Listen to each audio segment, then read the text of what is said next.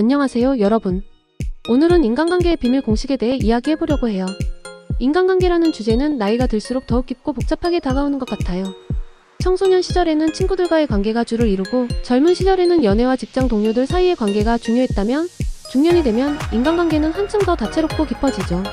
가족, 배우자, 자녀, 직장 동료, 사회적 모임에서 만나는 사람들까지 어느 한 관계도 소홀히 할 수 없게 돼요.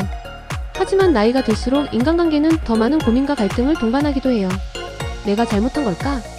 왜 저 사람은 저렇게 행동할까? 이 관계를 계속 유지해야 할까? 같은 질문들이 머릿속을 떠나지 않을 때도 있죠. 때로는 이런 고민들이 우리를 지치게 하고 인간관계 자체를 포기하고 싶게 만들기도 합니다. 그래서 오늘은 인간관계의 비밀 공식을 자세히 풀어보려고 해요. 이 공식은 단순하지만 강력하고 실천하기 어렵지 않으면서도 효과적이에요. 여러분의 삶 속에서 인간관계를 조금 더 편안하고 행복하게 만들어줄 수 있는 작은 지침들이 될 거예요. 자, 이제 본격적으로 시작해볼까요? 우리는 흔히 존중이라는 말을 많이 들어요. 하지만 존중이란 단순히 상대방에게 예의를 갖추는 것을 넘어서는 개념이에요. 존중은 상대방의 존재 자체를 인정하고 그 사람의 가치와 생각을 받아들이는 태도를 말해요. 중년이 되면 특히 존중의 중요성이 더 커져요. 왜냐하면 이 시기의 인간관계는 단순히 감정적인 연결만이 아니라 서로의 삶에 대한 깊은 이해와 배려를 필요로 하기 때문이에요. 예를 들어볼까요? 직장에서 오랜 시간 함께 일한 동료가 있다고 해봐요. 이 동료는 가끔 내가 이해할 수 없는 방식으로 일을 처리하거나 의견을 내놓을 때가 있어요. 그럴 때 우리는 흔히 왜 저 사람은 저렇게 일을 하지? 라며 불만을 품곤 하죠. 하지만 존중의 태도를 가진다면 이렇게 생각할 수 있어요. 저 사람은 나와 다른 방식으로 일을 하지만 그 방식에도 나름대로 이유가 있을 거야. 이렇게 상대방의 입장을 이해하려고 노력하는 것이 바로 존중이에요. 또한 가족 간에서도 존중은 매우 중요해요. 중년이 되면 부모님은 점점 연로해지고 자녀들은 독립적인 삶을 시작하게 되죠. 부모님의 의견이나 행동이 때로는 답답하게 느껴질 수도 있고 자녀들이 내 뜻대로 움직이지 않는다고 속상할 수도 있어요. 하지만 이럴 때일수록 서로를 존중하는 태도가 필요해요. 부모님에게는 그들의 경험과 지혜를 인정하고 자녀들에게는 그들만의 선택과 결정을 존중하는 것이죠. 존중은 실제로 어떻게 실천할 수 있을까요? 첫째, 상대방의 말을 끝까지 경청하는 것부터 시작해보세요. 누군가 이야기를 할 때 중간에 끊지 않고 끝까지 들어주는 것만으로도 큰 존중을 표현할 수 있어요. 둘째, 상대방의 감정을 인정해주세요. 내가 그렇게 느끼는 것은 당연해라고 말해주는 것만으로도 상대방은 존중받는다고 느낄 수 있어요. 셋째, 상대방의 의견을 무시하지 마세요. 내 생각과 다르더라도 그렇게 생각할 수도 있겠네요 라고 인정해주는 것이 중요해요.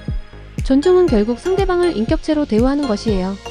나와 다르더라도 내 마음에 들지 않더라도 그 사람의 존재 자체를 인정하고 가치 있게 여기는 태도가 바로 존중이죠. 이런 태도는 결국 나에게도 돌아와요. 내가 다른 사람을 존중하면 그 사람도 나를 존중하게 되고 결국 우리 모두가 서로를 존중하는 아름다운 관계가 만들어지는 거예요. 중년의 인간관계에서 가장 중요한 공식 중 하나는 바로 기브 앤 테이크예요. 이 시기의 인간관계는 단순히 즐거움을 주고받는 것을 넘어 서로에게 실질적인 도움과 지지를 제공하는 관계로 발전하게 돼요. 하지만 여기서 중요한 것은 균형이에요.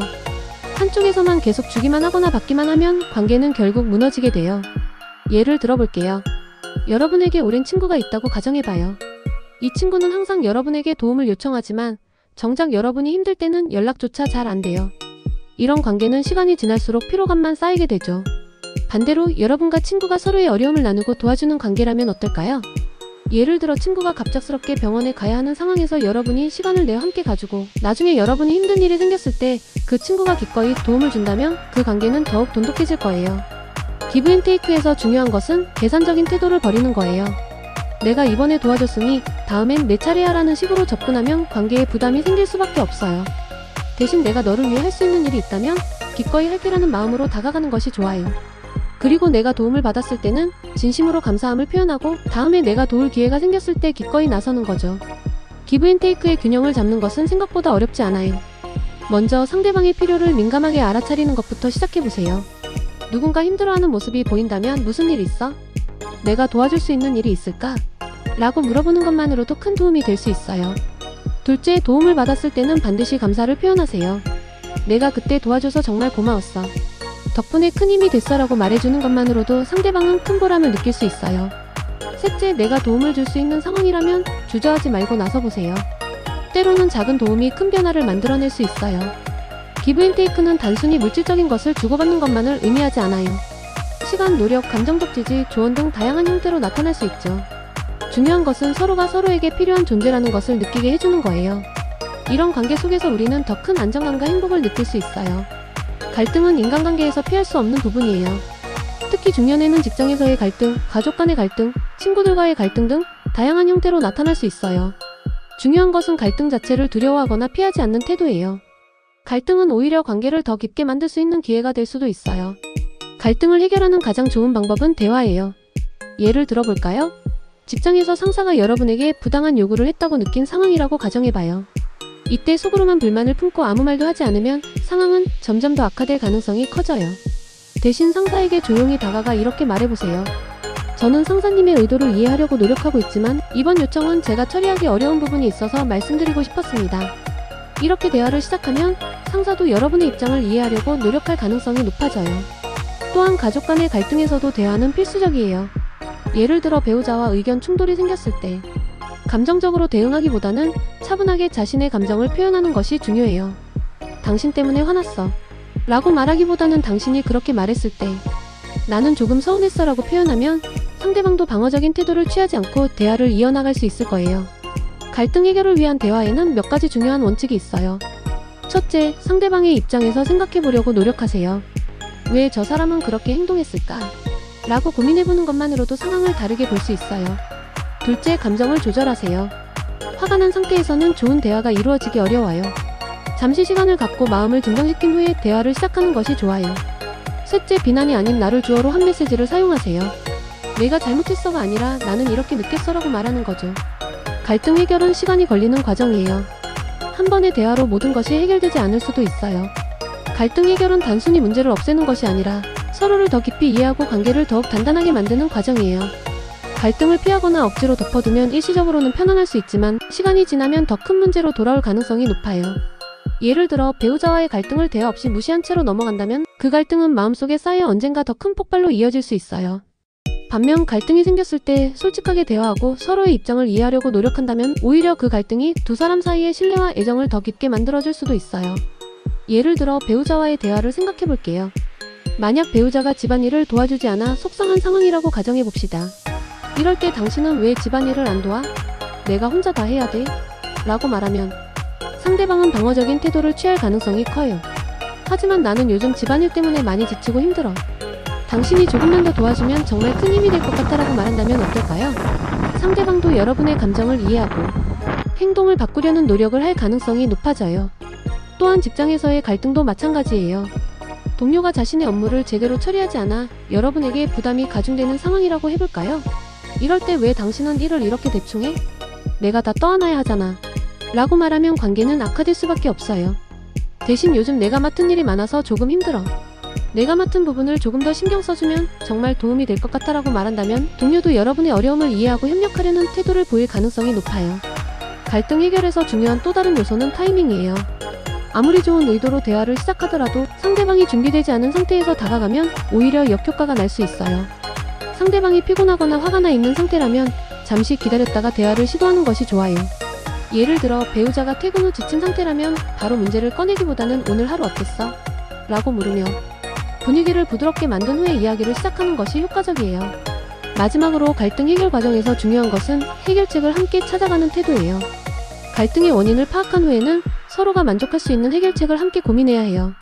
예를 들어 배우자와 집안일 분담 문제로 갈등이 생겼다면 그럼 앞으로는 내가 설거지를 할 테니 당신은 청소기를 돌리는 게 어때? 처럼 구체적인 해결책을 제안하는 것이 좋아요.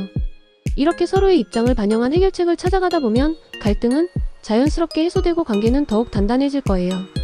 좋은 인간관계를 위해서는 작은 습관들이 중요해요.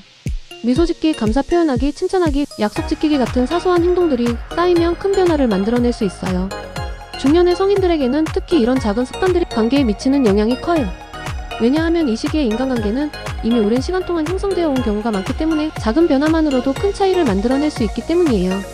첫 번째 습관은 미소 짓기예요. 미소는 인간관계에서 가장 강력한 도구 중 하나예요. 여러분이 누군가에게 밝게 미소 지으며 인사할 때 그 사람도 자연스럽게 미소로 답하게 되죠. 예를 들어 아침에 출근하면서 엘리베이터에서 만난 이웃에게 환하게 웃으며 좋은 아침이에요 라고 인사해보세요. 처음에는 어색할 수도 있지만 점점 그 사람도 먼저 인사를 건네며 밝은 에너지를 주고받게 될 거예요. 두 번째 습관은 감사 표현하기예요. 감사는 인간관계를 더욱 따뜻하게 만들어주는 마법 같은 힘을 가지고 있어요. 특히 가족 간에는 감사 표현이 소홀해지기 쉬운데 그렇기 때문에 더 의식적으로 실천해야 해요. 예를 들어 배우자가 저녁 식사를 준비했다면 오늘 저녁 정말 맛있었어. 고마워라고 말해보세요. 이런 작은 감사 표현들이 쌓이면 상대방도 더 큰 애정을 가지고 다가오게 될 거예요. 세 번째 습관은 칭찬하기예요. 우리는 종종 칭찬의 중요성을 잊곤 해요. 하지만 진심 어린 칭찬 한마디는 상대방에게 큰 자신감을 줄 뿐만 아니라 관계를 더욱 돈독하게 만들어줘요. 예를 들어 직장에서 동료가 좋은 아이디어를 냈다면 와, 정말 창의적인 생각이에요. 어떻게 그런 아이디어를 떠올렸어요? 라고 칭찬해보세요. 이런 칭찬은 동료에게 자신감을 줄 뿐만 아니라 여러분과의 관계에서도 긍정적인 영향을 미칠 거예요. 네 번째 습관은 약속 지키기예요. 약속을 지키는 것은 신뢰를 쌓는 가장 기본적인 방법이에요. 여러분도 한 번쯤은 누군가가 약속을 어겨서 실망했던 경험이 있을 거예요. 반대로 약속을 철저히 지키는 사람과는 자연스럽게 더 깊은 신뢰관계를 형성하게 되죠. 예를 들어 친구와 점심 약속을 했는데 갑작스러운 일이 생겨 늦게 될 것 같다면 미리 연락해서 양해를 구하세요. 이런 작은 배려가 쌓이면 신뢰는 더욱 단단해질 거예요. 다섯 번째 습관은 시간 내주기예요. 중년의 성인들은 바쁜 일상 속에서 시간을 내기가 쉽지 않지만 누군가에게 시간을 내준다는 것은 그 사람에게 당신은 나에게 중요한 존재야 라는 메시지를 전달하는 강력한 방법이에요. 예를 들어 오랜만에 연락 온 친구가 커피 한잔 하자고 제안했을 때 바쁘다는 이유로 거절하기보다는 시간을 내어 만나보세요. 그 만남 속에서 다시금 우정을 확인하고 새로운 에너지를 얻을 수 있을 거예요. 마지막으로 인간관계의 궁극적인 목표는 함께 성장하는 것이에요. 좋은 관계란 단순히 서로 즐겁고 편안한 것을 넘어 서로에게 긍정적인 영향을 주며 함께 발전해 나가는 것이죠. 중년이라는 시기는 개인적으로나 사회적으로 많은 변화와 도전을 맞이하는 시기예요. 이 시기에 함께 성장하는 관계를 가진다는 것은 삶에 큰 힘과 위로를 줄 수 있어요. 여러분과 친한 친구가 새로운 취미나 기술을 배우기 위해 노력하고 있다면 그 모습을 보며 자극을 받을 수 있겠죠? 그리고 여러분도 새로운 도전을 시작했을 때 그 친구가 응원해준다면 얼마나 힘이 날까요? 함께 성장하는 관계를 만들기 위해서는 먼저 배우려는 자세를 가져야 해요. 모든 사람에게는 배울 점이 있어요. 심지어 내가 평소에 별로 좋아하지 않는 사람에게도 배울 점은 반드시 존재하죠. 어떤 사람이 나와 생각이 다르다고 해서 무조건 배척하기보다는 왜 저 사람은 저렇게 생각할까? 라고 궁금해하고 이해하려고 노력해보세요. 또한 나도 상대방에게 긍정적인 영향을 미치려고 노력해야 해요. 내가 하는 말과 행동이 상대방에게 어떤 영향을 줄지 고민하고 가능한 한 긍정적이고 건설적인 방향으로 바꿔보세요. 오늘 소개한 인간관계 공식을 다시 한번 정리하자면 다음과 같아요. 존중하기, 주고받기의 균형 맞추기, 대화로 갈등 해결하기, 작은 습관 들이기, 그리고 함께 성장하기예요. 여러분도 오늘부터 이 공식을 실천하며 더 행복하고 건강한 인간관계를 만들어보세요. 중년이라는 시기는 인생에서 가장 풍성하고 의미 있는 시간을 만들어갈 수 있는 시기예요. 여러분 모두의 삶 속에서 좋은 사람들이 가득 차길 진심으로 응원할게요. 다음 영상이 궁금하다면 구독과 좋아요 눌러주세요.